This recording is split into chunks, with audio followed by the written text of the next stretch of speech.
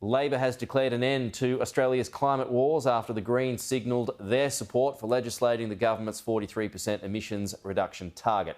A short time ago, the Climate and Energy Minister Chris Bowen spoke ahead of a vote on Labor's climate legislation.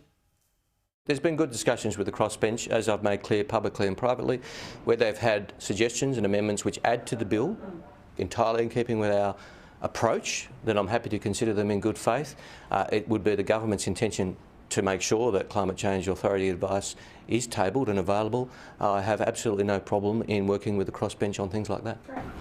Peter Dutton says she'll cross the floor on this bill. What do you think this says about the internal divisions within the opposition on climate? I do recognise Bridget Archer's contribution yesterday, and I welcome it, and I recognise, frankly, her courage.